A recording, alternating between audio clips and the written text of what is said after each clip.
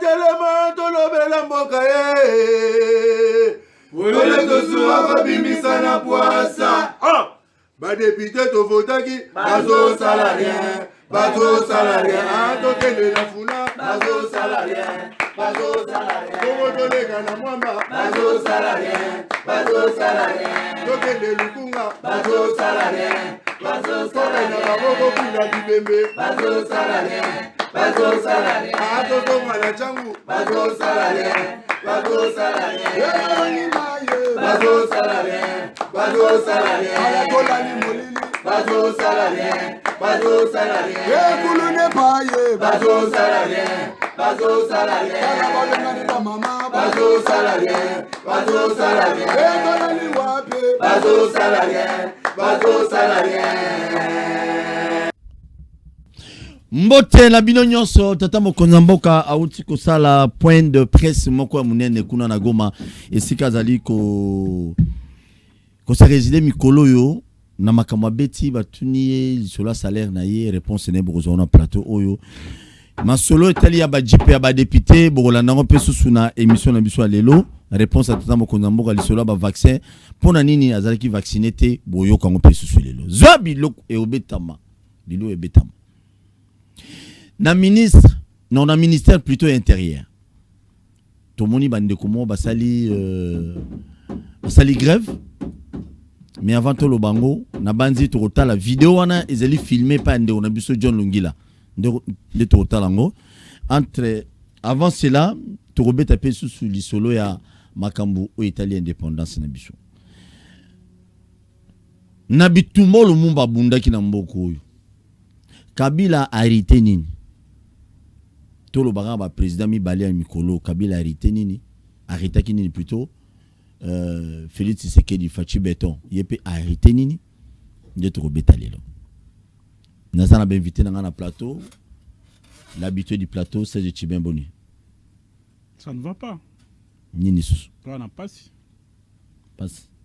za makasi mbuga za ukwe mbuga koi na mambo nani mbuga koi na gestion IDPS très bien toujours voyez quand là ndeko na ngai côté c'est Boni mbote ndeko tusuwa mbote na ko débatteur mbote na baimboka bakolanda biso tozali na ko plaider pour na débat républicain de poto bola makanisi pour mboka etongwa mais bato mususu balobi biso ne tozabo bulu et kezali grave ki ba journaliste belé ba comment lancer ba tendance politique yo na l'accès à yote. Non, il faudrait dire que ezali normal que journaliste a la tendance songolo pakala mais libanda ya métier na yo ndeko zali ko plateau na yo okoki ko pe sa tendance te mais libanda plateau na yo ozali motoloro la tout citoyen ali na makoki ya ko adhérer na parti songolo pakala to ya ko soutenir vision moko songolo pakala équipe église songolo parlo na ko sambela et ali problème te mais mabende ko mema sikoyo ba vision wana to ba adhésion wana tina mosala étant donné mais on est trop moment na lelo ba sala mo panzisa ngweli mosala moko esengeli ozala opesa tendance te neutre tango ko traiter question to ko pesa information mais ba mususu ba confrère mususu ba mola sa ba tendance union sacrée ba mususu ya PPRD ba mususu ya parti Liota CDP parti quand même ils ont quand même malamité. Si on le reçoit dans un débat politique na ba opinion na ye a ko pesa tendance moko boy là il y a pas de problème mais si c'est lui qui anime l'émission ou il fait un article où ils ont engagé rédaction où ils ont engagé émission na yo ou pesa la tendance wana nde komi mabe wana sengeli NPC c'est ça ata na lombangu ndeni baki ko sanctionner mo panzi sangwana pour azonga na nzela. Très bien mais wana ozo partager ozo féliciter quand même Jean-Marie Kassambalelo azani mutu wa Kabila mi reçoit tout le monde. Exactement na plateau na sengela ya mamoto nyonso na plateau na sengeli atika na tuna metuna moko za objectif pour na ko informer pe ko former ba imboka mais mabende obanda ko ya na mituna moko boye na ba tendance mo olingi o protéger ngambo ya ki militant na plateau wana nde ya ko telemela donc pour na président Jean-Marie Mbote Biseka Zwami a ko sa musane en professionnel. C'est vrai, tu habites annonce mais na plateau, il est difficile à koyeba, il est de quel coin. Merci beaucoup ceux qui te le bien le corona quand même ça se voit maintenant na Kinshasa. Tout le monde a tendance mon na plateau ya bande comme susu et comment ça quand même bien té bon mo fin ça na ba biso muso to zanga ba parti politique moni plateau ne ya mara la muka. Plateau ne ya mara na oka ba tu IDPS. PPRD boyamba bango sur des quand même la montée. Toujours une régie, toujours élément au beaucoup supporter muke na plateau na biso toza ko aménager yango et comme na moi ba norme moko ya bien. Ya on est bozo ka ba marteau beta ma départ et de soto lobi ba betate musale ko za la freiner. Bo supporter on muke toujours une régie d'Eric, c'est biso élément de konabiso John Lungi la filmaki. Oya grève ya ba gens ya ministère ya intérieur. Beta biloko.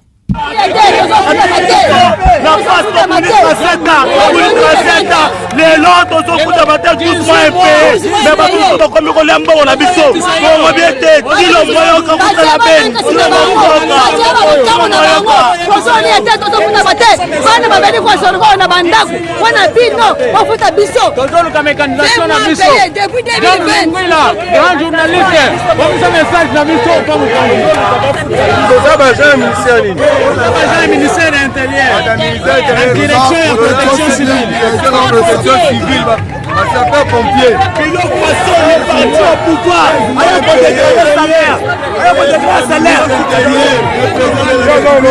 Merci beaucoup.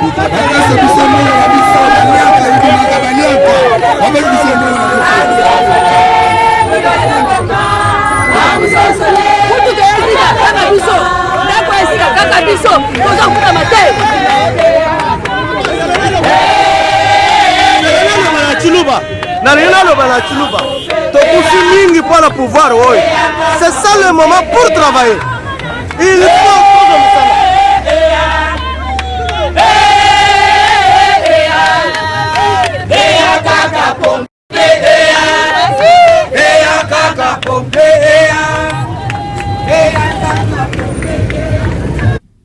Très bien, merci beaucoup. Protection civile, bande on a biso dans le ministère intérieur.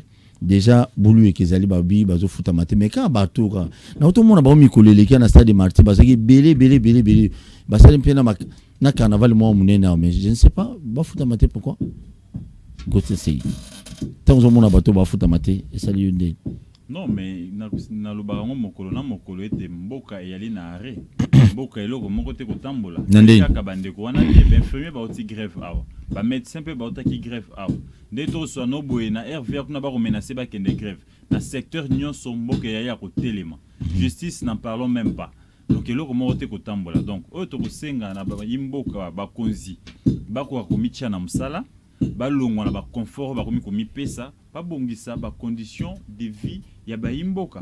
Pourquoi parce que un chef mosala naye et ali ko bongisa ba conditions de vie ya ba yimboka naye et ba yimboka naye on a banani ya ba fonctionnaire et ali ba onyo so ba ko sala misala ya ba soda et ali ba policier et ali biso ba oyo mais quand l'état a ali déjà démissionnaire tout ko vivre ba grève na ba secteur nyonso na kanisité ke na mboka Congo ya na secteur moko tambola malam nyonso za buluyeki tout est à l'arrêt tant quand lui-même le chef de l'état a ko yebisa bino ete na yebi ba futa nga bonité donc il ko ba déjà qu'il y a un problème pour motonyo sa sala ka musala et loko ali boso atu na salaire na nge yali boni est-ce que salaire na nge yali permanent ceux qui a yebisko salaire na yete a vivra boni à ça la et jusqu'au point où le BTT na yebi boni te ba futa nga mais na kanisité te yali exorbitant mais il y a ça ba dépense ndengeni. Très bien, merci beaucoup.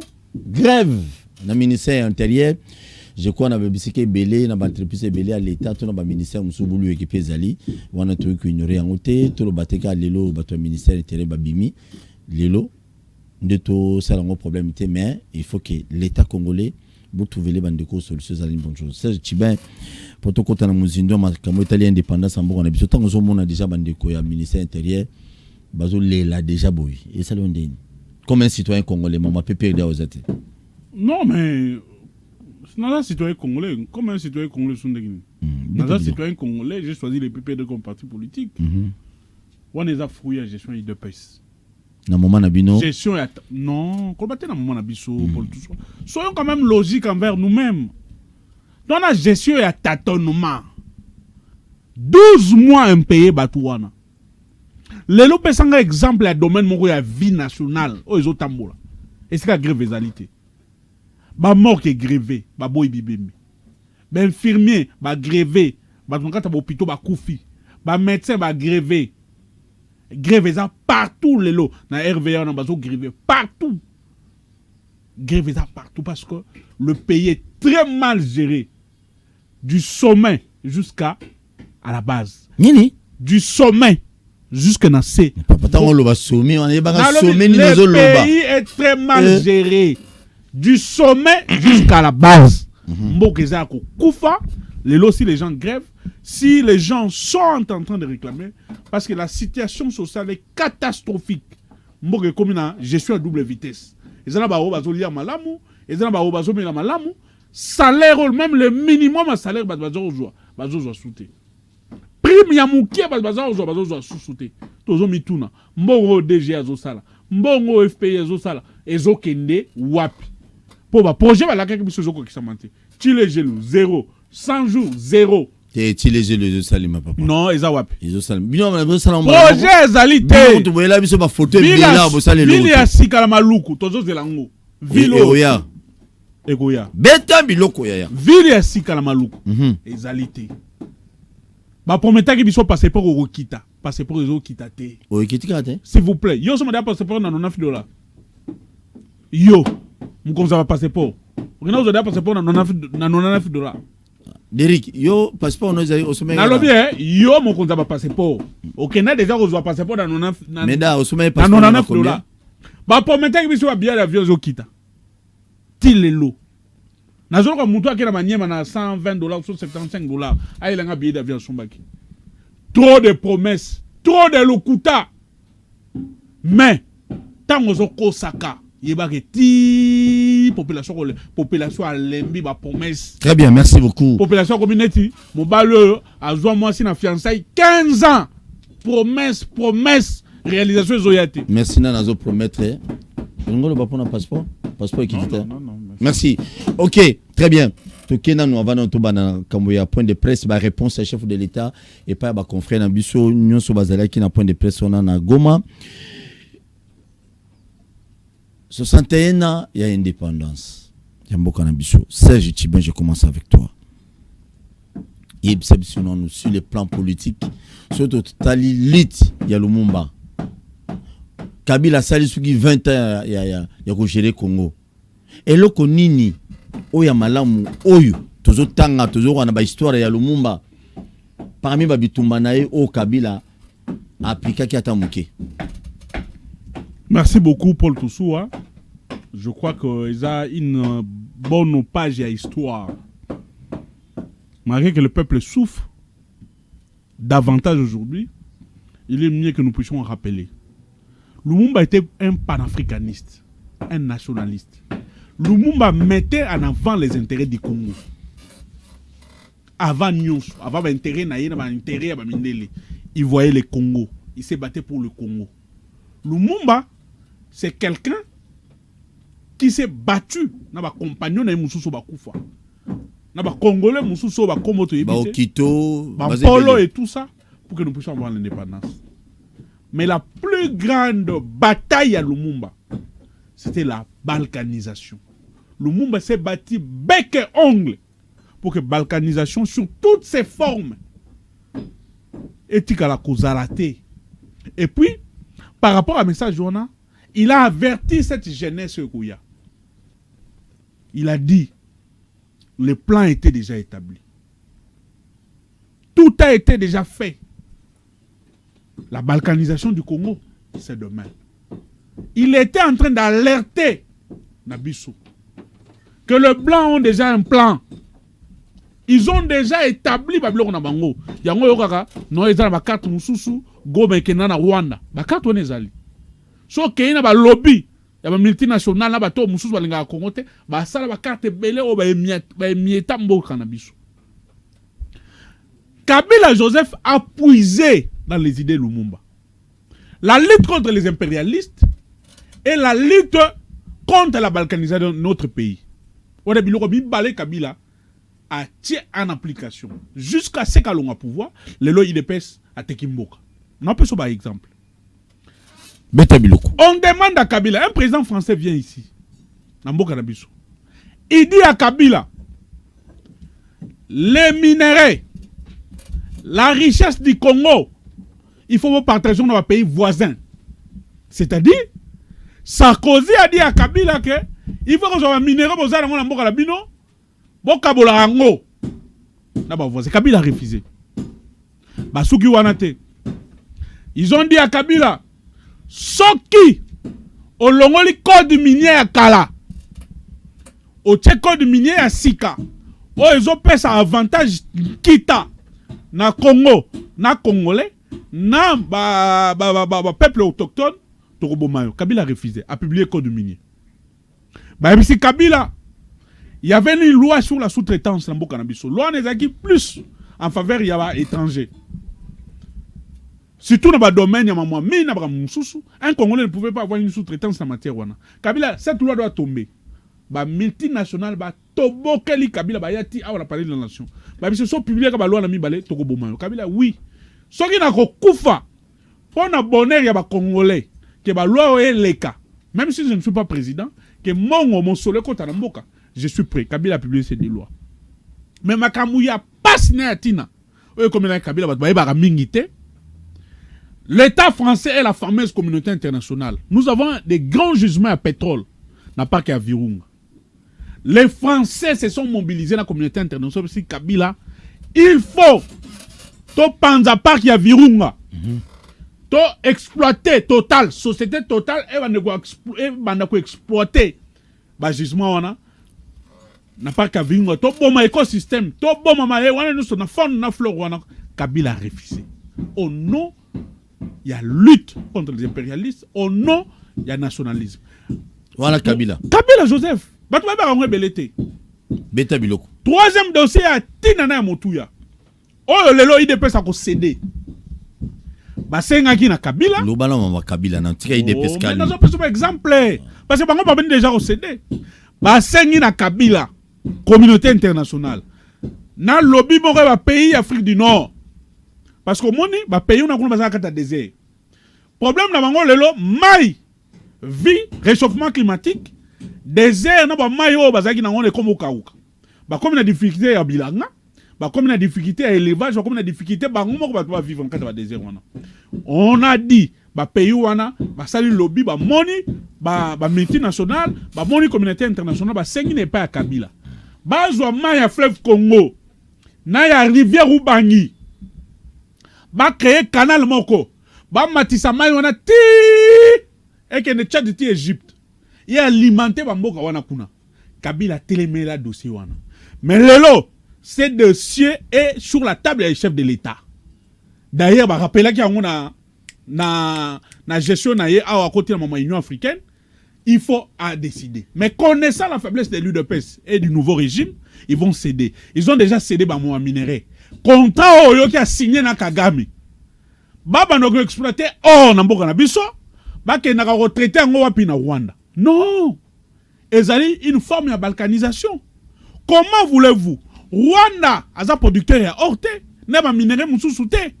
Comment voulez-vous? Toujours un contrat mou bâclé, parce qu'un chef de l'État ne signe pas un contrat. Un chef de l'État, quand il se déplace avec les délégations. Ministre des Affaires étrangères, net que nous avons balancé dans Museveni Nzela. Il fallait tout le monde ministre de l'infrastructure et travaux publics à Zal.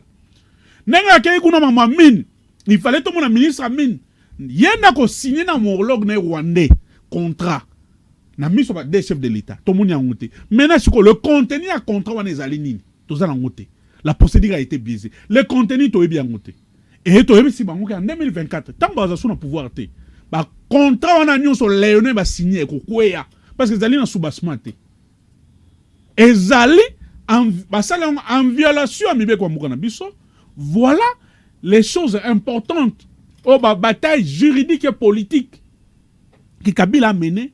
Nakati a patriotisme et nationalisme comme Lumumba. Lelo, ils ont l'UDPS et les nouveaux chefs de l'État, bah, c'est des Mabamine et pas à Rwanda. Le Rwandais, le Paul Kagame, c'est notre bourreau. Mon colonie Nobona, Hitler, na de Gaulle, bah, Fanny na Messa Moba Solo. Kagame a les 100 à 8 millions de Congolais à Sengabisu Bolimbicité. Il n'y a pas de mécanisme juridique et politique pour que ba dédommager milibu ya batu na biso wana. Ça devait se faire. Biso na bango to fa na bongote. Mais lelo grâce à l'UDPS, ba betela ki maboko na stade de Marty, ba pese ba mine. Lobi kuna oka maye kei. Ba teki mboka. Bato ba belela ki lobi Kabila teki mboka Kabila. Non. Bango ne bazo teka mboka lelo. Banan. UDPS na nouveau chef de l'État. Tozo senga lelo ezaka biso te ba Congolais nyonso. Oh, baza na souci que Moke Kende, na mesa contrat, le 3 contrats signés par notre chef de l'État, na Rwanda, na Uganda. Et cause à bilo zo lobana ya ba contrat wana yo ibi contenu nango na zo lobana na analyse muta pe perdre. Et zo loba pena bilo yo tangi, to ba peso belema. Merci beaucoup. Oui. Un contrat, il faut les apporter. C'est un contrat pour notre République. Est-ce qu'ils ont la place publique déjà? Non, ils ont la place publique. Même Gotense, journaliste d'investigation. Gotense attire la moins logique par rapport à la journaliste d'investigation. A eu un contenu contrat en été. Ce qui est un contenu contrat après sa mission. Très bien, merci beaucoup. Et Koloba Etienne, Joseph Kabila Panda, ceux qui 18 ans, 19 ans, Sali Nabokonzinaye, à l'andi, idéologie, à Boyi Balkanisation, au Lumumba, à Lobaï Kino, Balkanisation et Kosalimate na Congo, selon Serge Chibin. Mais je tiens quand même à informer Nabakonzi. Nous sommes à la police, c'est que police n'a bien notre unité, on a Oudjana, ça ne va pas. Oudjana, ça ne va pas, ça ne va pas. Lélo, vous allez enregistrer une émission au Lélo, vous allez le 1er juillet, juillet, na poilu na tongo mamboleke kuna ekoza la mitindo bino bakonzi botinda kate. Population zana nzala, mais Oudjana na Kinshasa, on dirait l'équipe a unité nyonso ezao, netozo mituna. Oudjana bokena kulumba na masina na kachede mai wana mai malembo kaboli kaboli kachetwa na kachede jo mwazala wana la police ezana bazo kanga batu infraction comme na ngungu na bosani o bakangi bana hein vagabondage yo wana infraction Oudjana okangi la batu vagabondage Chibin wana za infraction bino botika na régime na bino to do comprendre vagabondage. Police, c'est la police, c'est Félix Antoine Tshilombo. C'est la police à Kabila. Nathan Kabila, ceux qui marchent, c'est Salemi. Policier a bêti Moutulissa, si ou bien Bavir, moi, policier, Salemi, c'est Kabila. Mais Bizarre loin à Oudjana quand même, est-ce que c'est pas ça? Soyons logique. Oui. C'est Kabila qui a tué, c'est Kabila qui a envoyé pour tuer. Les policiers font des bavures, c'est sous la gestion de l'UDPS, c'est sous la gestion de Félix Antoine Tshilombo. Très bien. C'est à eux. Merci. Avant de passer à ceux qui moyens zali. Toujours le rabato no bundi ça ba def na est bozo ka unité wana e Oudjana bucha ba onu so mutuka ba kino bundi ça ba def parce que baza brutal na nzela na ebite formation bazwaka eza la police tous en FARDC wana pe mutuna pe bato ba mituna si ça ne va pas bozo bango nyonso unité wana Oudjana ba bi ba muso ba vana na fikini bo soki ba on avion na cargo akeno kubunda kuna na c'est plus simple que bato wanyo koma boy bazo torturer bato bana nzala ba police wa lia bien population alia bien te Oudjana pa ina nzela kuta na yo ezui na poilu lelo zego pesi mombo boy surtout lobi boy on ekoma chanema ngana ko sa chane contre bino ndengeni zobi loko gote sei indépendance oyo bitumbo lumumba bundaki président Félix Saye Joseph Kabila leka tout ça on a besoin de yeba lelo gote sei hebi ko ça tu es non mon net ko ça l'influencer te na maloba ya Chibente hebi ke yo linga tseke de mingi non c'est pas pour yema ma débat ya beta bilo zanzela est-ce que lelo o tokolo baki lutte ya Lumumba ata mo muke eza ko incarner na kata ya président Félix Tshisekedi ou bien incarner pata mo muke pa Kabila ndeko tosuwa na landi attentivement na bokebi nyonso ndeko Chibin makambo koloba na yoki pasi na mutema si ba BBC abomi liti ya ndeko Lumumba ni Kabila ni Fachi mokote na lobi bien mokote alandi ata na linzaka. Ils ont craché sur les combats de Lumumba. Il y a le balkanisation. Na lobi ba craché sur combat ya Lumumba. Nandi. Balkanisation et ya nini et ya morcellement ya politique d'un état to ya pays. Mais awana mboka oyo, tout ça balkanisé té et sur le plan économique. Aujourd'hui, il n'y a pas de classe moyenne. De Chibin a se permettre que le bagnon soit na Kabila sala. Ce pays n'a pas un problème de loi. tout ce que okoloba wana mine nini ba revoir code minier basali boye les eaux profondes de ceux qui de nini oui, mais na quotidien à peuple congolais to bika nini parce que Lumumba il ne se battait pas seulement pour la balkanisation politique mais économique sur tous les plans, sur toute la forme de balkanisation. Mais lelo obiso to ko vivre na mboka oyo kabila tikeli ngai na yo elenge oyo fachi pa ko pesa ngai na yo elenge yali nini. Nous on devait to nini de ko Yuma Albert Yuma wate azwaki maloba awa alobiete ba minere na biso ezalaki ba brada ki yango ndeko Yuma sous Kabila PCA ya Jekamine PCA déjà Jekamine autant d'années président fait la fédération ya ba entreprise du Congo a tout ça sorti médiatique moko et pas confrère moko ya camerounais sur RFI. Borek Mambolba ba révélation moko grave. Donc il faut dire ici que si Lumumba na tom nae a refondata lus moko ko tala a ko regretter na ndeko Kabila na ndeko Félix ndeba ko mibenga ba lumumbiste. Ils n'ont rien de Lumumba. Na palo le sous na mpesa comme parti lumumbiste. Ils n'ont rien eu de Lumumba. Parce que Lumumba tire na compte 0 francs. Combien de dollars Lumumba tire na compte? Banda ko boni yo yebi Lumumba tikaka. Ba immeuble boni yo yebi Lumumba tikaka. Lumumba s'est battu pour le peuple congolais. Mais talent de Kabila. Balkanisation monétaire, balkanisation économique, c'est la famille la plus riche de la République démocratique du Congo. Tala clan FCC. Ba riche nyonso to tangara lelo. Naba Richard. Mais il bato FCC té. Bato de Kabila il a bango pendant 18 ans. Il a formé des riches. Et les petits peuples, et pauvres, classe moyenne, égalité. Mais on a des balkanisations, à créer des riches, n'a pas pauvres, classe moyenne, et ça équilibre, et ça la pont entre biso na bango égalité. Moi, il y a un moyen que mito na kingakati kuna à créer royaume. Yo koma kuna mkoloni, Ghana yo. Congolais landa koma kuna mkoloni. Transport dans le port koma kuna, c'est combien de transports? Vous comprenez tout ça? Et les lots les sous plus grave. C'est le fils du Sphinx à limité. Derrière le sous à continuer à cracher sur Nini ya Lumumba, corps ya Lumumba. Et ali passe, combat Lumumba et moni passe. Bisognon surtout comme si combat Lumumba, combat lutte na le la fond de commerce. Mais au fond, rien. Na mozino et loko yalité. Na mozino et loko yalité. Si Lumumba était vivant, Lumumba pouvait permettre que le président ougandais vienne dans ces pays, Nambongo naye, et sur initiative naye, Kotonganzela na kati ya Congo. Qui a oublié Lumumba Ouganda et Salaki ba Congolais? Combien de Congolais va perdre vie qu'on a Nanzela Jean-Pierre Mbemba. Mon cher, il y a des choses qu'on ne peut pas dire dans ces pays.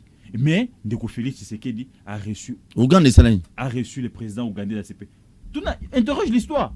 Combien de milliers de Congolais va koufi kwa Ouganda wana? Ouganda et le Rwanda, baba ninga na bisote. Ce sont nos ennemis au vrai sens du mot. Ben ennemi na biso Tim Kolaliwa. Tim Kolaliwa ba pasala kanini musala bango bazar ko jalouser ba richesse na biso. Lokola ba frontière to kabana bango na est kuna to za moi riche makasi na est kuna bango ba ko créer ba guerre ya lokuta. Ba ko créer ba incursion ya lokuta na kati na biso pour ba piller biso. Il y a 2-3 pays là-bas na est kuna. Bazali ba premier ceux qui exportateurs il y a ceux qui ya ba minerai msusu. Pendant que pas ba minerai nezalité. Chez eux, il n'y en a pas. Où est-ce qu'ils trouvent ça? Qui sont bénéficiaires de la guerre Union sociale Marana Est? Mais c'est l'Ouganda et le Rwanda.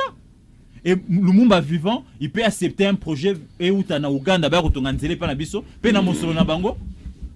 entre les pays, il n'y a pas entre le pays, il n'y a pas d'amitié. Ce sont des intérêts qui priment.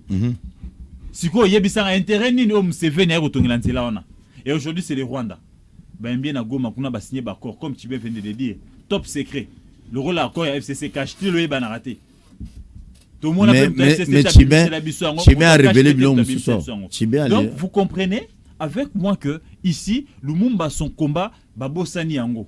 Ba garder kaka combo comme fond de commerce parce que du vivant de Lumumba, il s'adresserait aux compatriotes et en a comme on a intérêt majeur, il y a ba compatriotes et la balkanisation, nous la vivons ici aujourd'hui. Les clans Tshisekedi. Quand je parle du clan les régimes actuels. T'as un débat créé ba riche. Olanda qui fifi masuka ceux qui fifi masuka te arole la babi ba va et vient les qui kuna na loi là-bas ba proche à chef de l'état ba l'équipe ba va vient na FPI yo moni ba ndekoti 3 conseillers Nicole Boacha Marcelin Bilomba, David Moukeba, moi chèque 4 fois va toucher mon solo et puis va se taper la poitrine et jusqu'au point Marcelin Koloba était qui tebi a s'attirer jaloux pour la mosala malama kosala. Donc Marcelin a craché sur les rapports de l'IGF. Marcelin a craché sur des décisions chef d'État dans le Conseil des ministres. Nenga Sengaki ba ministre de tutelle ba sanctionner. To ba sur mesure conservatoire na ba DG sur base soupçonné et d'être dans un pays sérieux. Un DG, un mandataire qui gère côté aux soupçonnés. Au milieu des cas, au milieu de disposition de justice établir lumière dans le dossier après de raison la fonction pour ne pas faire quoi, pour ne pas influencer la justice parce que yo a soupçonné ko yibaki. Tant on va retirer longtemps place on pour boucher ba trouté. Nous sommes balkanisés. La balkanisation, elle est là économique. L'indépendance ne devait pas se mettre politique. Que nous qu'on ait un président congolais, qu'on ait des ministres congolais, mais l'économie, qui gère l'économie congolaise? Très bien. Aujourd'hui, mon cher ami, laisse-moi te le dire que ezala président Félix, ezala Joseph Kabila, Moutoumoroté, Alandata Lokolata Mouké. Mais la preuve elle est là. Lumumba a tiré combien d'immeubles? Tangela ba immeuble il y a clan Kabila. Tangela ba immeuble il y a même pas 5 ans, 2 ans à peine. Clan Tshisekedi des pouvoir. Tangela ba immeuble. Tout le monde a une image moi c'est que là château té 1 an et demi aux affaires, château à Bongo, Lola Kawele, Azumo Soloapi. Très bien. Donc, ici, ce sont des gens qui sont venus s'enrichir pour leurs propres intérêts, mais le peuple est abandonné à son propre sort. Merci. Napesi trésor Kalafa Imbote. Napesi Israël Mouto Mombote. Napesi Eliezer Tambwe Mbote Makas, député Nabiso, au sein de la fierté de journaliste de l'Assemblée nationale. Vraiment. Napesi Daniel Safumbote. Napesi Bino Nyonso Mbote. Zambazala na Bino Longo. Mais c'est quoi, Nabi, tant que Yozolo Babon, combien de millions pour nous mettre l'île au Lumumba dont tu n'es pas partant? Non, mais au moins Nzambe azali juste. Tant qu'on va qu'il négocie précipité par le big non, tout le mal Lumumba rapati Nzambe a créé Covid confinement moi l'île Lumumba et a exalité. Famille n'a pas été les millions. Pour l'île wana engake balola mabele. Nandi. Ce qui est comme awa, na o nyonso régime a tiré de ko ça, na o régime a kabila salaki. Lino Lumumba so ezonga ki na mboka oyo mabele nge baluka. Nandi. Mais tala oba ko sala te. Tala oba ko sala na bokonzi na bango. Est-ce que combat o Lumumba bundaki eza oyo? Bitumba Lumumba bundaki. Réclamation à Lumumba ezaki oyo. Très bien. Écoutez. Et puis na montant mbongo. On a parlé de 16 millions. 16 millions de dollars. 16 millions de dollars. Rien que pour nous rapatrier l'île. N'a comprenez pas. Au foot pendant 60 ans dingue bana bagarda ki ango. Vous comprenez? Et puis ni ne reprouver que l'île ngoza yango ya Lumumba. Oui, bindenge le kana kati ya mboka oyo. Mboka oyo tozali na bokonzi ya kanyaka. Eza ba surfacturation ba somo colossal ba ko mi pesa po bazwa ba rétrocession ba 16 millions. Yo nanga na mboko to yebi ke no rétro commission comme officialité. Ba légaliser rétro commission na mboka oyo. Est-ce qu'il y a pas ça loi? Ça la rétro commission pour pas ton ça ba poche na bango. Pour pas que na ba concert ba yemba bango ba grand prêtre dans un pays sérieux. Ceux qui ont accédé à la fonction à l'état de remis grand prêtre. Ba mo yemba yo, ba mo peso ba titre mo boka bango na ba conseil. Avant ça et après pouvoir, après régime toi après vous allez contre 16 millions et Rosong Saline Lumumba. Merci. Vous allez contre té menem yemoko Lumumba na mabele atemela ki mokili. Confirmé, merci beaucoup, Serge Tchibin. Point de presse à chef de l'État na Goma na makambo parmi ba question batuna ki salaire na ezali combien batuna ki susu di solo ba jeep pesa biso clarté nango parce que tu ba député mi balé rapporté na député moko na président Assemblée nationale contradiction entre bango eza makasi li solo vaccin il semblerait chef de l'État lobai que non azoze la vaccin roya wana po ya rozwa donc oya liboso za gifo bato bazwa ki mitali bino donc biso nyonso tozozela ya mibale po tozwa zobi loko mboko yo toyoka nyonso souffrien Serge Tchibin point de presse chef de l'État na Goma Olanda qui m'a mouillé. Paul Tousoua. Nazo sala moins recadrage pédagogique et pas Gauthier Nsei. Ah ok. Toilettage par rapport technique. Nga recadrage pédagogique. Toilettage technique wana biloko ya ndeko Yves Bouya. Par rapport il y a bilan ya Kabila sur le plan économique. Ba fait on attend ki to rocha on a kat ya l'eau. Il y a makamou ya lutte contre les impérialistes, lutte contre la balkanisation, Kabila bundelaki. Mais toujours sur le plan économique. Kabila tango azui bokonzi na mboka oyo ndeko Paul Tuswa mboko eza na budget mboko eza na budget eza na institution te Kabila pesi mboko ba institution apesi mboko budget to na budget ya 6 milliards tango yazo kende atiki bokonzi 6 milliards atiki réserve d'échange ya 2 milliards 500 eza effort ya musala atiki paiement régulier ya ba salaire ya bato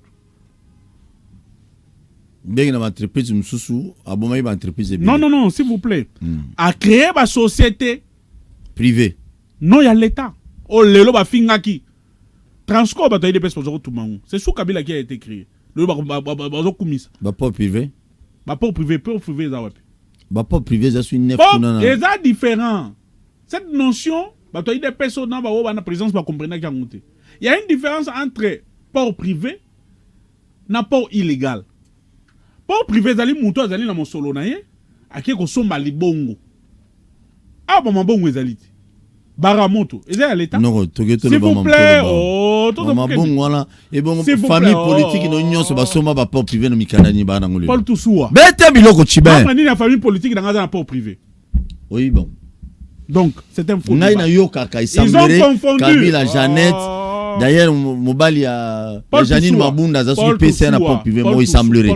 Beta biloko. D'ailleurs, yo oza mwana mayele. On a net ba journaliste et wa agitation té. Mon zoba il semblerait. Parce que tu n'as pas toutes les informations.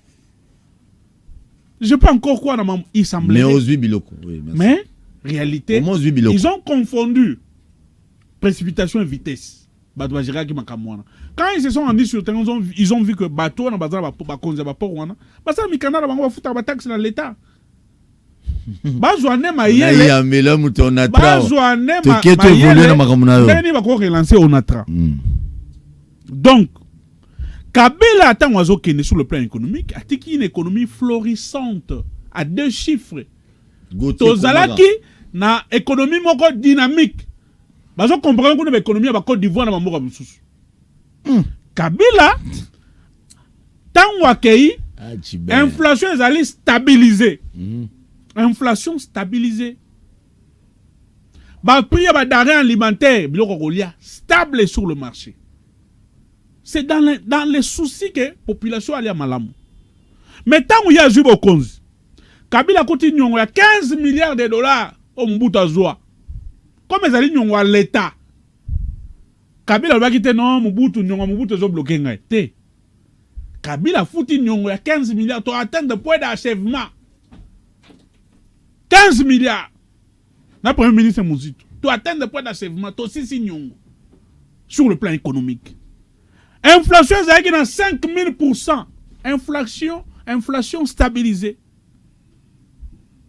To ya dollar ezaki na tongo mususu na midi mususu na poko mususu ba stabiliser inflation ba stabiliser ba prix ya ba denrées alimentaires.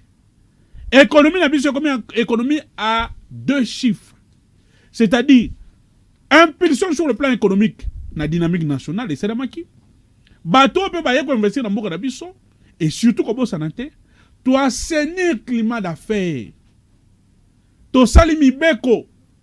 Les lois qui attirent les investisseurs pour retourner en Mboka Nabiso. Et puis, tu crées une structure technique. Très bien, pour faciliter. Point de presse. Pour faciliter les investisseurs, tu crées un guichet unique, tu crées un appui, tu crées une structure rebelle. Dans moins de 24 heures, on va créer une entreprise en Mboka Nabiso. Et puis, tout ça, aux Umikana, nous fait évoluer. Très bien. Maintenant, tant on a vu que Mboka Koufi. Les lots tozali na chef de l'état moko salaire na ye ayebite salaire na ye tozo mitu na chef de l'état aliaka ndenge ni na melaka ndenge ni na mbongo nini parce que ye moko salaire na ye ayebite donc musala salaka ayebite li futu ba futaka c'est très dangereux yango na zo mona dépassement budgétaire zo seulement la présidence de la République parce que chef de l'état ayebi musolo ba futaka été ayebi musolo fait de fonctionnement na musolo mususu te. C'est très dangereux. Chef de l'état mama minembo ayeba kité. Bakangi bana classe ba gazé bango chef de l'état ayeba kité. Ambassadeur américain zo tambolara ba soda ba zo memelere sac ayebité. Makamou nyonso motu ya tine sala maka awa chef de l'état na biso ayebaka te, c'est très dangereux. Ya ngona tuna ke mutuna.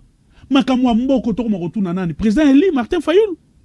Ah, lelo yo komo lo Martin Fayulu. Ya mo mi benga président élu, il a été. OK, c'est bon. Tout bana ko tuna ye. Makamou mboka to kende na kinga to tuna Joseph Kabila. L'opposant. Yé moutozo gérer sous aucune institution à Mokoto tout n'a parce que Félix Antoine Tshisekedi ayebe le Mokote. C'est très dangereux Paul Toussoua. Mboko zo kufa. Ce qui est plus grave. Na yebi saka na plateau na yo. Que ba vaccin ba yeli biso awa. Ce vaccin pose problème na poto. Comment ici nous avons des pharmaciens Mokoto kufa so ba tant tout so qui ba négliger. Asala ba na Covid. Pour la promouvoir Congolais wana te asala mano Covid au fele ba to mele pas zobi ki sabatu. Boke où est la base de la biso ba vaccin. Ndo ande chef de l'état yemo wa yeke vaccin des ma B.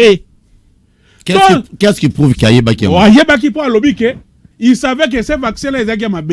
Mais qu'est-ce que le chef de l'État a fait pour protéger son peuple? Atikinatif Martin Fayulu, Akezwa, Mate Kayoka, Batobele Kili Bakazo vaccin, AstraZeneca. Et puis, AstraZeneca, société, hier, mon salagi de communication, que le vaccin est efficacité contre Covid. L'élo, ça sort de la bouche du chef de l'État. Chef de l'État, il faut la poursuivi l'infraction haute trahison. Nini? Il faut la poursuivi pendant haute trahison. Chibé, est-ce que vous avez un chef de l'État, il faut la poursuivi. Chibé, vous avez un Paul Toussoua, le chef de l'État, il faut la poursuivi. Il faut la poursuivi pour la haute trahison. Parce que, à titre que la population a vaccin B, au moment où il y a Yebaki, si on sort à Martin Fayulu les alignés. Ce qui est là, comme Martin Fayulu, le Togotou Nanani, pas le vaccin. Kabila Zogi? Non, Kabila, oh! L'homme le plus informé de la République. Avec le vaccin, on a. Non, Kabila. Il y a qui Kabila Zouara, maman, on livre va Koufa. Donc, piège, c'est ça qui a moi. Donc, Fayulu Zouana Koufa. Non, mais toujours Mitouna. Et si de bon la mouka. Bon, il va que le vaccin, maintenant qu'il Fayulu en tant que républicain. Bah, tu vas jouer bien, les jours soient joués. Bah, tu vas jouer. Bon. Sors na bango ezali nini. Chef de l'État au Tchebiso wapi. Yo moko. Yango na bisa ki Paul tout sera na plateau. Non, vaccin faut tout timber la Paul. Ce que yé, il faut tout le monde Félix Antoine Tshisekedi. Tout le monde mwasi na yé. Tout le monde Anthony. Na bande kone ya basi nyonso. Et puis tout le monde nani Mboso Kodia. Ah, Santa vient Mboso. Tout le monde Mboso Kodia. Tout le monde bati likobo. Tout le monde Samachou. Warriors. Na ba ministre. Samachou c'est qui? Samachou, premier ministre. Ah non, c'est Sam Lokonde, non? Non, voilà basi balinga obenge ni ngona Samachou. Ne ba obenge Samachou. C'est les chouchous. Les chouchous de Warriors. Ah, ok. Chouchous ba Warriors. Yom do lobe. Beta biloko to kendi papa. Merci. Na ba député union sacrée. Ba député union sacrée tout la mise. Elisée Tamozo qui déjà. Oh, le kuta. Azo la ga Jeep, Elisée Tamozo Sony, Jeep azo la Jeep. Vaccin tout la mouisse. Ba tike le Fayulu. Mais bah que la Jeep. Bah ministre et union sacrée vaccin tout la mouisse. Premier ministre tout la mouisse. Mais tout le monde. Bien bon azo la kaka bina. Awa manger, buvez. Vous avez fait un grand travail beaucoup ici mon bunda. Bah Jeep beaucoup joie. Bah Jeep en oui. Moka ils a passé. Vaccin boulou. Vaccin boulou yeke. Bah Jeep et chef de l'État. Na reçoit vaccin ten. Na bisa ki directeur même l'école. Est-ce que ba nga batanga. Soki na yebo pesi ba nga vaccin. Aussi là. Porter une plainte. École on est ko kangama. Zabiloko. Ngamo ko na ko melate na zo mela sinda. Na Kongo bololo. Na zo mela ba. Idéologie basilolo. Na zo non. Obe wapi wana muta ino sake ya zo vaccin. Ya melade Kongo bololo. Ah zo vaccin. Toke mama Jeep chef de l'État lobini mama Jeep. Mama Jeep contradiction sur meni l'État. Tala mboka ndenge komi. Mboso dit une chose. Rapporter na ya contredire. Moi, je suis bien dans le chef de l'État parce que ma député va s'agir fort contre la vision chef de l'État. Rapporteur le dit non. Ezali crédit aux gens qui la banque. Mais crédit ou la banque va pas se sauter. Tu me balobé ba tu mis ça tout. Yoka. Député on a Lukunga on a Eliezer. Abuka ki lokuta. Na député Moussou Souada MLC. Il y a Lukunga pe abuka ki lokuta. C'est le chef de l'État compte dire ba. Alobini. Alobini non. Ezali, à chaque institution, a Zoa. Bah, Jeep. Chaque institution va jouer Jeep sur quel fond? Très bien. En même temps, Hyundai a sali communication. Abino, gouvernement de Asalaki Nini, Asalaki commande à Jipona. Toyo Kela Nani, Tondima Nani. Chef de l'État. Mafia, chef de l'État, le au sommet de l'État Yangwana. Mafia Yangwana. Mafia ciel ouvert. Et puis, bazoka sonité, et les gens ont dit non, il y a Jeep na biso. Tout n'y ok. Yo, on remplit ça qui fiche à souscription. Yebisa biso, banco, et sika, bokena ko petit caution to garantie pour pas ça bino fiche à souscription. Merci. Et puis yebisa biso, montant on va en cadre la salaire na yo, albino, montant na yebité. Tala ba député to na bango. Merci. Abi montant a yebité. Nazo peso maloba. Non, on a cité par rapport à dossier. Rapidement. Comment voulez-vous? Yo que dans ça la souscription à banque. Banque peut fiche montant ba cadre na moko na yo yebité. Et ça passe. Ayeb Sabino point. Kata bango na 2023. Ba député a boy. Bato nyons wazo ba yebite qu'il faut peuple à kata bango ba yebelo. Kata bango. Merci. Très bien, on a version ya PPRD ya Chibin. Serge Chibin azali moko balobeli ya PPRD. Donc marmoya boulu eke. Si on a un niveau gote sei mon balobi loko ko beta lelo. Vous allez après. Gote sei. Vous êtes journaliste. Oyokaki, otangaki, makamunyo sotata mokonyamboka na mituna ba confrère na ba concert na biso batunaki. Na niveau ya Goma na point de presse wana. Qu'est-ce que yo comprendre na makambo wana? Déjà na rolobete na kosenga na ba imboka nyonso ba rolande émission ni ba numéro eza na bas d'écran je pense. Bon réagir pour na contredire ndeko Chibin. Na o nyonso ti ko démontrer Kabila tikela biso. Mais bino na ngai to souffraka. Yé na habité na Sira Kabila na zara na cabinet nini ando na VIP. Les londe to mo monnaie régulièrement pour mon opposant. Hier avec na VIP ando mon anaté et c'est normal à le babongo. Kabila ba port privé bombi ba port à l'état. Kabila tika biso $3 stable. Akutaka combien tika biso na $3 combien Kabila? On dit akutana na 90 Kabila koti dollar na 87. Akutika biso dollar. Kabila mabe hein. Akutika biso dollar na 190 Chibé Kabila mais balobi Kabila a stabilisaki. Donc bandeko na minga kolobate na wa lobi nzalo biso Kabila lalisi biso. Ba gazo Kabila beta biso. Na président Félix. Ba prison au Kabila Tony Sala ba innocent. Na ba tu IDPS. Ba militant IDPS semble. Bon réagir té. Bon réagir. Beta biloko. Vous savez na kolobaki na onyo so le mboka Congo lelo. Tozana ba homme d'état té. Nini? Ba homme d'état. Bayalité na mboka Congo. Bazebele, ba député na biso ya. Ba biso ke bayalité. Ko banda na ba député, ba ministre, ba to ebele, ils ont accédé na bokonzi par accident. Ba accédé na bokonzi na accident. Ba yeba kité, ils n'étaient pas préparés. Pour preuve, tala onyo sur ba contradiction. Et le chef de l'État vient de renforcer encore une forte contradiction. Na mamba ba jipo. Bokonzi mboka lobi ete asenga ki na ba institution so yeso ba jip. Et plus loin, après si précision détail, et ba jipo Assemblée nationale wana bazui contrat bango moko na nani na concessionnaire moko. Beta biloko. Concessionnaire automobile ango kombo na ye nani Hyundai.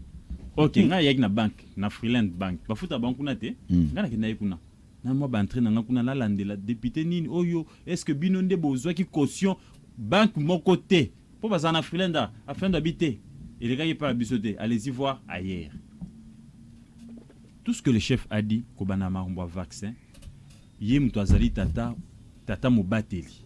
Tango kolobete na yeba ke nungu yaki na vaccin wana. Na lobango na itando ke no no bi vaccin yeba ke ko yamba na aéroport. Bala ki sabiso nanu. Fiche technique ya OCC. Oyo et tester vaccin wana. Pour y sabiso ke vaccin wana. Et te nungu yamba ngo pe. Respecter. Vaccin wana est respecté. La condition nyonso. Oh non. Poste prêt nyonso préliminaire. Et puis place nini ba ko bomba yango. Natunaka motuna bato monanga liboma na eli mais après un moment toyoki non bazongi si ba vaccin ndam na mikili pour la nini place dépôt réalité bazo conserver yango na ba condition ya malamte. Et aujourd'hui les chefs viennent nous rencontrer na vision tout ça nango ke non ba vaccin les na nungu mais vaga mi balo ezoya lo a commandé sikoyo ya maison mususu ya ozamto liboso na mwasi na ye bakende kozwa yango mais ce que ba imboko bakende dia kozwa pour être longondo à réceptionner qui au nom de l'État. Donc, pour l'autre, et Tenya Kendekozwango, conseil des ministres Salemaki, chef de l'État et président du conseil des ministres. Donc, bah, débattre sur la question, comité à riposte, et qui peut associer, bah, qui est pour et contre, il y a vaccin. Donc, ça a été voté sur base de consensus, et comment les chefs peuvent se rebiffer. Au moins, ça, c'est déjà un problème. Et il y a déjà les Kambo, il y a Makasi. Qu'est-ce qu'on veut créer dans le cas de Imboka au Bazuda vaccin? Surtout Martin Fayulu. Donc, Mokozi Mboka a livré Imboka. Donc, il a dit, ouais. Bon, là, je vais noter. Oui, kota là. Gala on zoade, nande. Oui, te ba vaccin wana kozwa vaccin yali mabete, mais c'est pas respecter procédure. Ba ke kota là maisoni ni oyo ezali crédible. Ba soma. O c'est ça ya mango pe. O c'est ça ya mari la fiche technique o c'est ba ezo respecter ba conditions et puis ba effet secondaire à vaccin yali nini. C'est comme ça qu'un pays sérieux, un gouvernement sérieux. Non mon bola bonne de vaccin. Peuple na ye. C'est comme ça. Mais tala awa bulu yeke. Ba homme d'état ba yalité. Na ko kota sko na likambo ya ba jeep. Beta biloko. Beta biloko. Pasi nanga ya makasi. Chef de l'état pesi version bien. Pasi nanga ya makasi ezali pona ndeko nangai na lingaka mingi Eliezer Tambo. Ancien journaliste, député national au azali ko contrôler budget, au azali contrôler automatique et officiel du gouvernement parce que le gouvernement étant l'émanation du parlement et licencié même si c'est un âge avancé. Attends na kimukolo na ipen kuna mais attends quand même. Mais d'après des fois autant na kimukolo. Attends quand même mon frère. S'il vous plaît. Donc je pense que je pense que Eliezer autant na kimukolo quand même non c'est une précision de détail. Oui. Même s'il étudie à un âge avancé, mais le fait d'être ancien journaliste, le fait d'être député, yekolate comprendre nani que ça était tambolaka.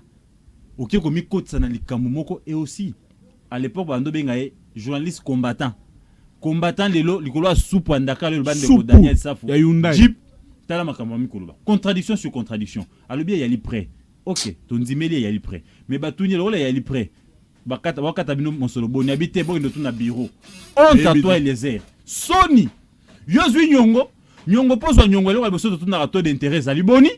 Dire délai à nyongo ezali boni. Parce que yo zwi nyongo neni yo ebito d'intérêt te, yo ebi dira nyongo te batuni le sous bureau. Donc les airs na bébé. Donc bako télécommander ye na bureau ya mboso. Parce qu'un homme sérieux, responsable, bako tuna yo na nyongo yo zwi kasi. Bazo kata yo mosolo boni. Olobi te botune langa bureau botuna tata na mboso na mama na ngai que je salue Colette Chomba.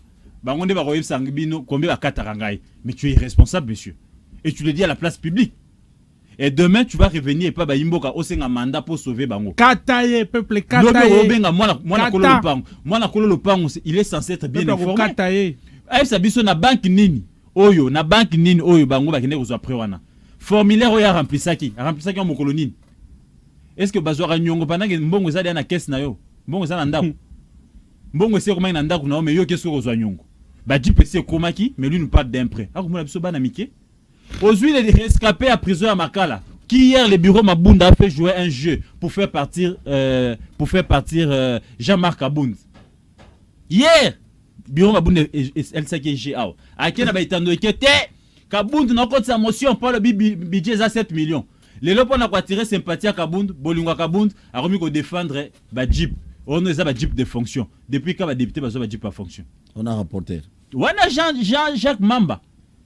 Oye rapporteur à Romiko, Bopesi rapporteur à Tomo Sala, Azouan à gauche, Mabé, Azouan à droite. Rien ne se passe dans la normalité dans Mboka avec les régimes de Tshisekedi. Yo comme on a une assemblée nationale, un service à communication. Je dis bien cellule à communication. Oh, ils n'ont même pas encore nommé. Ils ont ça dans informel et qu'on réponde à la député. Et puis on aurait appris que Moutazo gérer communication, c'est son fils. On aurait appris. Vous comprenez. Moi, Nanae. Que son fils ou pas, s'il est compétent, on peut les nommer, il n'y a pas de problème. Mais répondre à un élu, à un corps d'une institution pas bien. Qui pose un problème de fond, ils ont revendiqué que non, bon, on est au retour social. Bon, je sais l'île auquel on va non, acharnement. Et puis c'est l'île informelle, vous n'êtes pas reconnu par des textes très bien légaux. Donc, qu'est-ce qu'il faut dire ici? Ah ouais, c'est une colbette. Vieux Mbosso, moi je comprends le poids de l'âge. Mais Eliezer, n'a pas de comme sous, n'a qu'à comprendre. Comment ils peuvent se lancer na balverne moko ya pamba boy. Eliezer, tu as mené un combat louable quand tu étais journaliste. Et à cause d'une Jeep. Donc aujourd'hui, on veut Eliezer Anyamo na parking na étonné na 3-4 jeep. Tu as déjà na mitura na c'est na mi je connais. Mais boni bonya kolenga jeep à 350. Agoza na 4 jeep si je me trompe. Kolenga jeep à 50. Na voiture muke. Ba jeep wana toyebi ya jeep et jeep. Oh ils a full option. Et puis toyebi ba jeep wana ezwa bangi ndenge toyebi. C'est bon. Toi aussi ça toi c'est les émissions quand même. C'est que moi je vais dire ici. Moi je l'ai dit population j'ai accompagné les airs. Moi j'ai soutenu les airs. J'ai créé son combat. Nzoka ezali combat à soupe. Et aujourd'hui kilo manjoa à Bossani bituma nyonso ba gaz lacrymogène nyonso ya zwaka. Donc c'est que je vais dire ici na ba imboka. Peuple congolais fongola miso. Et sengeli te moto ali kana itando ikia ganga katongo midi pourquoi pour pesa mandataire. Il faut voter des gens qui ont la compréhension de la chose publique, voter des gens qui ont un certain niveau. Wa ko ça noter que ezali crédit ma éviter combien ba futara. Combien ba okata na crédit. Donc vous comprenez déjà que le niveau est trop bas. Donc Mboka Congo, bo fongola misu, lobi bo souffrir boy po bo votaki bato mabe, po bo votaki bato oyo, ba pesa bino polo, bato oyo balekaki na TV balobi tete nga zali mona ko lopango, nga na zali mo bundeli, nga zali journaliste indépendant, nga zali combattant, nga zali investigation. Merci. Na gote. Merci beaucoup na baino so bazola na biso na pesmino merci parce que vous allez kebele ngongé kei moi to continuer émission au spécialité mais l'autre au sengatino to servir le peuple congolais. Aux place aux aliwana si tu travailles tu es payé aujourd'hui c'est parce que peuple wana va contribuer à na mbongo ba fotara bino so ça la mabe ozoli eloko oli ya mbongo o ça la musalate et ça quand même mabe ça je tibin le loba bokaboni rapidement il loba bokaboni peuple ça comprendre bah il a un discours il y a le kuta les peuples d'abord les élus comme les députés d'abord les enfants d'abord les autorités d'abord, les peuples après. Le peuple souffre. Le peuple a comment réclamer Kabila. Maman, mon a bandé la bisingaï. Lelo, mapa et kiti grammage. Moutoro belazate. Merci. Merci. Mais et maté comme cher. Liki et comme lix. N'a n'a mon l'air à maki misatu. Azala lelo n'a ma kokite. N'a sur le maki misatu liki comme lix. 500 francs li kimoko. Donc li est comme une lix. Gestion il y a le peuple d'abord yango. Mais tu si peuple 2023 bokata bango ba bien le côté. Merci. Ba bien le côté bokata bango. Merci. Goté sei le babo kaboni rapidement. Le babo kaboni allait tozo vivre dans régime Félix Tshisekedi continuité à régime Kabila. Rupture et ça limité. Bino ba imboka bo. Toza la divorce. C'est si do divorce ça. Tikasili ça. Bo fongola miso. La boni to souffrir banzele réalité. L'otilique réalité. Maille réalité. Ba facture pe ba mariage et matipé. Olia komi passi. Aïe bana ko ba kende kelasi komi passi. Nyonso tozo souffrir embouteillage tongo midi pourquoi. Uja n'est pas inanzela. Réalité. To komi torturé. Donc rupture et réalité. Kabila lobi nyokola biso Félix a komi kokunda biso. Kabila zo bloqué kaka. Kabila zo bloqué kaka. Merci. Non, tout la côté c'est Kabila zo bloqué kaka. Merci. Que c'est la continuité. Est-ce que Kabila bloque? Merci. Le député Malamu, président Malamu. Là pour lui faut faire Kabila zo bloqué. Boka komona. Fufu komata, boka komona. Fufu masangu le pour lui Kabila zo bloqué kaka. Merci beaucoup. Chibé merci. Merci Chibé. Kabila za nani na merci. Kabila zo landa yo. Kabila za ne loko. Non, katana ngana sisi déjà. Botika na bino. Nazuma loba. Merci. Ba parents bozo balisa bana Congo ezali passe tozo le kana betando ke tongo midi popono esabino ke non vie ezali passe mais comment bozo ba facture ali bale comme rola bo balisa bo teka mwana nayo mwana no moi ça esclavité ezana bande ko belé babito soit Paul le bela ngata 30 secondes facture ali bala et comme net mutalinga fungola magasin to boutique to dépôt ya masanga. Qu'est-ce qui ne va pas avec vous? Mais ça c'est normal. Et puis mon alibal est si la raté. Il y a marqué du jour on mona 3 papiers duplicataires à facture. On a complété au Kabila tiki biso na chômage. Félix aya azokunda biso na chômage. Bilenge misale réalité. Tozo ko bala te poto na makoki te. Mais bien aya un état de droit. Asali nini? Merci. To continuer ekobo c'est pas bon. Très bien. Nazo na peso malo basuka. Bino batu nyonso bo pirata ngai nazo répéter loko ba conséquence goye la bino na moment porté batu bozo pirater na YouTube ba conséquence goya wana to bengi ngai na ya mananga uti boyebi déjà batu nsu boleli pardon bouti ko pirater ngai merci na pesi mbote na Joseph Kabila na pesimbote na Fayulu. Ah, Fayulu na okilima wa. Président Eli, o ba Fayulu, président Eli. Ndeko nanga Fayulu kulutu. Ozo ki vaccin, ce qu'on a eu ba so na yo zalani na vaccin ona. Ah, Fayulu, il fallait pas y avoir ici avant. T'as la conséquence. Chef de l'État bi wani saki bien. Zobi loko. Tokutani prochainement, ça Chibin. Yebisa Shadari na pesimbote. Noko yo pesimbote na ba congolais nyoso balia kilobité. Na ba o na bopito ba osimba ba onte pona bana mbongo wa caution te. Paka Juma na pesi bino mbote. Souffrance a bino kosila. Yo kana côté ya zero. Paka Juma. Ba prometa bino ke koma Dallas et koma Las Vegas. Merci. Tokutani lobby na invité mususu merci. Matelema tolobela mboka ye. Oyole tosuwa babimisa na poasa. Badepite tovotaki bazo salarien. Bazo salarien, tokele la funa. Bazo salarien, bazo salarien. Komo tolega na mwamba. Bazo salarien, bazo salarien. Tokele lukunga. Bazo salarien, bazo salarien. Na baboko kuna bibembe. Bazo salarien, bazo salarien. Ato mala changu. Bazo salarien, bazo salarien. Bazo salarien, bazo salarien. Ala kola ni molili. Bazo salarien. Bazo salarien, kulune paye. Bazo salarien, bazo salarien. Kala ba mama. Bazo salarien, bazo salarien. Bazo salarien, bazo salarien.